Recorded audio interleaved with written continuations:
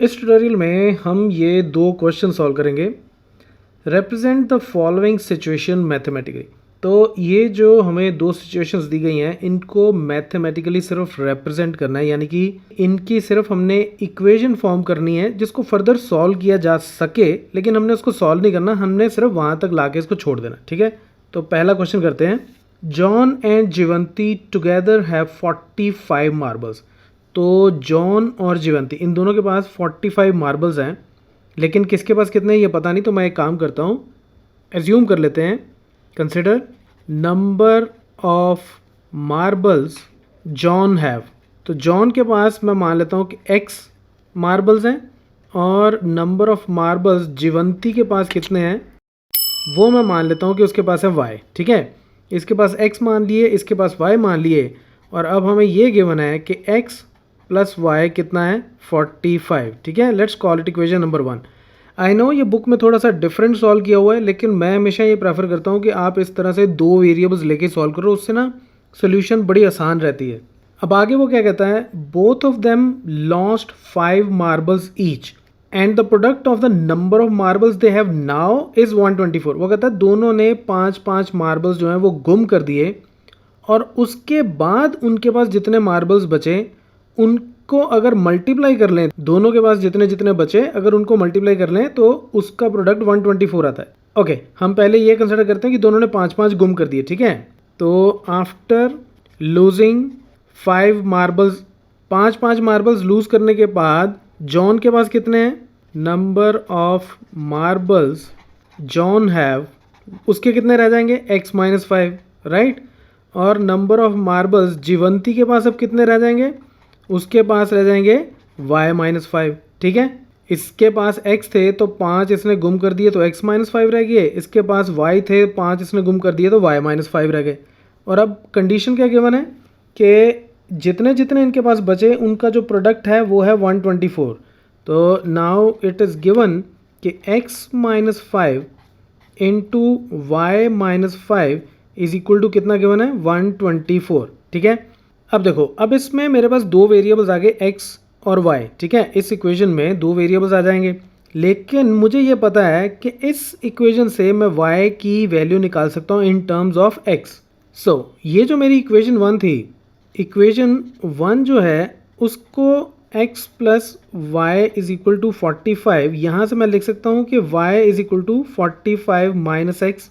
ठीक है, तो y की ये वैल्यू अगर मैं यहाँ पुट कर दूँ तो इसको मैं अगर इक्वेशन 2 बोलूँ तो मेरी इक्वेशन 2 क्या हो जाएगी, मैं थोड़ा क्विकली कर रहा हूँ, ये हो जाएगी x-5 इंटू वाई की जगह मैं ये पुट कर देता हूँ 45 माइनस एक्स माइनस 5। ठीक है, y की जगह मैंने 45 माइनस एक्स पुट कर दिया इज इक्वल टू 124। तो अब आप देखोगे ये जो पूरी इक्वेशन है ये सारी की सारी सिर्फ और सिर्फ x में आ गई, तो ये कितनी बन जाएगी x-5 into 40 minus x is equal to 124।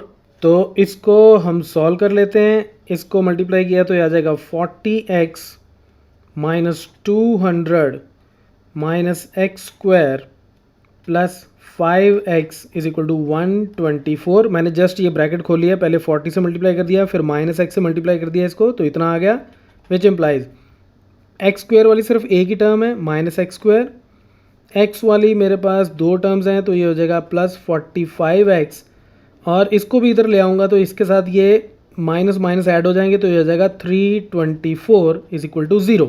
अब देखो, इसको चाहे आप यहीं पे ही छोड़ दो तब भी ठीक है, नहीं तो आप एक काम कर सकते हो, दोनों साइड अगर मैं -1 से मल्टीप्लाई कर दूं तो कोई फ़र्क तो नहीं पड़ेगा, दोनों साइड को -1 से मल्टीप्लाई कर दूं तो ये हो जाएगा x square minus 45x plus 324 is equal to 0, क्योंकि 0 को -1 से मल्टीप्लाई करूँगा तो 0 ही रह जाएगा। तो चाहे आंसर यहाँ छोड़ो चाहे यहाँ छोड़ो, बोथ आर ओके। ठीक है, तो ये मेरा आंसर हो गया, ये मैंने इस सिचुएशन को मैथमेटिकली रिप्रेजेंट कर दिया, और ये क्या बन गई मेरी एक क्वाड्रेटिक इक्वेशन, क्योंकि इसकी डिग्री क्या है 2। ठीक है, अब हम बात करते हैं दूसरे क्वेश्चन की। अब सेकंड क्वेश्चन ये कहता है a cottage industry produces a certain number of toys in a day. तो एक कॉटेज इंडस्ट्री है, वो रोज़ कुछ टॉयज़ जो है वो प्रोड्यूस करती है। ठीक है, अब वो कहता है the cost of production of each toy, एक खिलौना जो है, एक टॉय जो है, उसकी कॉस्ट कितनी पड़ती है, was found to be 55 minus the number of toys produced in a day। उस दिन जितने टॉयज़ प्रोड्यूस हुए हैं उनका जितना काउंट है उसको अगर हम 55 में से माइनस कर दें, जैसे मान लो किसी दिन x टॉयज़ जो हैं या किसी दिन मान लो 10 टॉयज़ हैं, ठीक है, x के ऊपर बाद में आते हैं, 10 टॉयज़ अगर किसी दिन प्रोड्यूस हुए तो 55 माइनस 10 ये एक टॉय की कॉस्ट पड़ेगी उस दिन। अगर 20 टॉयज़ उस दिन प्रोड्यूस हुए तो 55 माइनस 20 इतनी कॉस्ट बढ़ जाएगी, ठीक है। तो अगर x टॉयज़ प्रोड्यूस हुए हैं, हमें नहीं पता कितने टॉयज़ प्रोड्यूस हुए हैं, तो हम कॉस्ट ले लेंगे 55 माइनस x, ठीक है, ओके।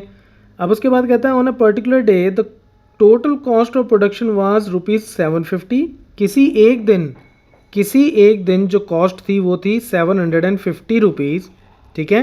टोटल टॉयज़ की कॉस्ट, टोटल जितने भी टॉयज़ उस दिन बने उसकी कॉस्ट थी 750।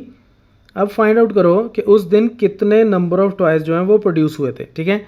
तो मैं काम करता हूँ, मैं मान लेता हूँ कि उस दिन जो नंबर ऑफ़ टॉयज़ प्रोड्यूस हुए थे, नंबर ऑफ़ टॉयज़ प्रोड्यूस्ड, उस दिन जो नंबर ऑफ़ टॉयज़ प्रोड्यूस हुए थे वो थे x, ठीक है, वो x थे।